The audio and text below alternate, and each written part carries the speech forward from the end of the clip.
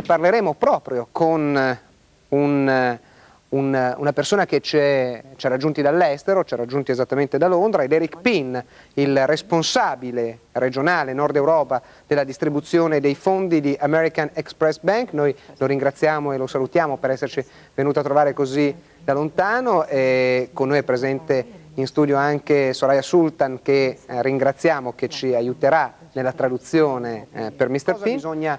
Cosa bisogna pensare quando uno pensa di chiamare, di rivolgersi a un promotore finanziario? I think the most important thing in working with a financial promoter is to quantify one's dreams to reach their financial objectives. Financial objectives shouldn't start with numbers, they should really start with dreams. La cosa più importante quando ci si rivolge a un promotore finanziario sicuramente è quella di poter quantificare i propri sogni. Gli obiettivi finanziari non cominciano con le cifre, ma con i sogni. The financial promoter should really help somebody quantify those dreams, asking what those dreams are, writing them down, understanding what the cost is, and then working through a system to implement those dreams and monitor those investments. E il promotore finanziario ha veramente il ruolo, la funzione di aiutare il risparmiatore a quantificare appunto questi sogni che tiene nel cassetto, aiutarlo a scrivere questi sogni, a quantificarne il costo, a tradurli in un sistema che possa essere possibile e a monitorare l'investimento. Mr. Pinn, ma scendendo più nel concreto, esiste un quadro generale di riferimento da tenere presente quando appunto uno decide di affidarsi a un promotore, ovvero da dove si deve partire quando si opera con un promotore finanziario? The first place that one really should start is understanding what those dreams are and then turning them into financial objectives. La prima cosa, il primo posto che va capito pienamente è capire veramente quali sono questi sogni e soprattutto come tradurli in obiettivi finanziari. The best thing that someone can do is actually use an acid test or a process where they write down the goals, they prioritize them 1 to 10, 10 being the most important, and then understand and ask yourself, how important is this goal to me? If it's not important, put it away and prioritize the other goals.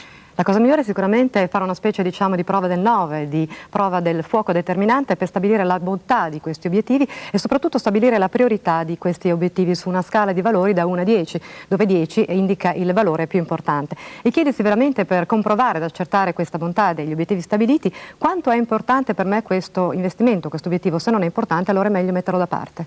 Mr. Pinn, si sente spesso parlare di previdenza finalizzata all'età della pensione. Ci sono delle regole da utilizzare per il calcolo del proprio fabbisogno nell'età del pensionamento? Retirement is actually something that a financial promoter can add a lot of value, and that is helping quantify what the cost is going to be of retirement. Beh, sicuramente nel campo del pensionamento è qui che proprio il ruolo del promotore finanziario può essere molto importante nell'aiutare veramente a quantificare meglio quello che è il valore, aggiungendo valore al pensionamento, quantificato nel costo. The so-called experts actually say that it should cost 70 to 80% of your current income. However, this really depends upon the individual person. Some people it could be 50% and some people it could be 130%. Se ci teniamo a quelli che si definiscono esperti, si parla del 70-80% di quello che è il reddito attualmente guadagnato da una persona ancora in attività. Però dipende sicuramente anche dalle persone, perché per altre persone potrebbe essere il 50%, per altre ancora il 130%, dipende dal singolo individuo. People really need to understand, though, that their retirement years could actually be as long as their working career. You have to understand when you're going to retire and how long you're going to live, and then work back from that a plan as to the assets you'll need and the income that you'll need for the type of financial objectives that you have. Per capire quali saranno sicuramente poi gli obiettivi finanziari che andranno definiti, la gente dovrà sicuramente capire soprattutto quanti sono gli anni di pensionamento rispetto appunto agli anni di lavoro come di attività lavorativa attiva, e magari anche capire che il numero degli anni di pensionamento potrebbe tranquillamente essere pari al numero di anni di attività professionale, e in base a tutta una serie di calcoli deve arrivare all'obiettivo migliore. Ecco, Mr. Pinn, ma esiste un valido sistema, un semplice sistema di investimento da impiegare con un promotore finanziario? A simple investment course really is invest, diversify, and stay invested.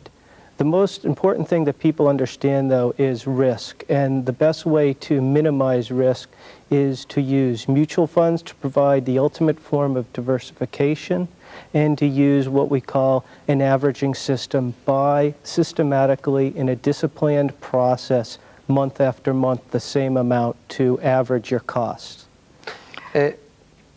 Sicuramente per quanto riguarda questo aspetto direi che il modo più semplice, l'approccio più semplice consiste nell'investire, diversificare il proprio investimento e rimanere dentro all'investimento. La gente capisce quando si parla di rischio, ma deve anche capire il modo per minimizzare tale rischio. Il modo forse per minimizzarlo è sicuramente investire in mutual funds, che è la forma maggiore di diversificazione dell'investimento, e soprattutto attenersi ad un sistema che calcola un costo medio dell'investimento, perché mese per mese permette di investire più o meno la stessa quantità.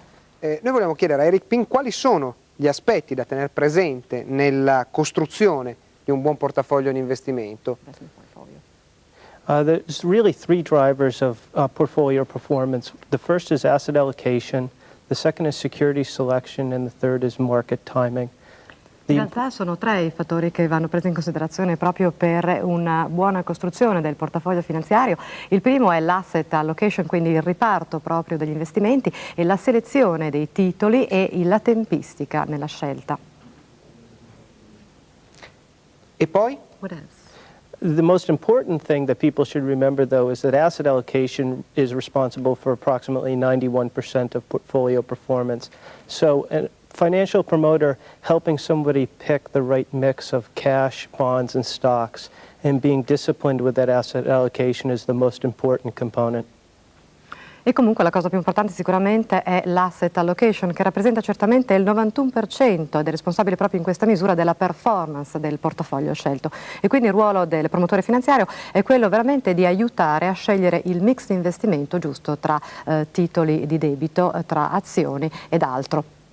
Naturalmente è difficile chiedere a Eric Pin qual è questo mix di investimento, perché dipende, immaginiamo, dal momento, dipende dal profilo dell'investitore poi che lo richiede, anche se questa poi è la domanda più importante che poi uno può fare a un consulente finanziario, a un promotore finanziario. I think the most important thing that people should understand is there really should be an asset allocation mix for each of their financial objectives. And each financial objective will have a different risk tolerance and a different time horizon. Sicuramente la cosa più importante da capire è che ci dovrebbe essere un asset allocation e un mix diverso per ciascun obiettivo finanziario, e ciascuno di questi avrà sicuramente una tolleranza del rischio diverso e una sua gestione diversa dal punto di vista dei tempi.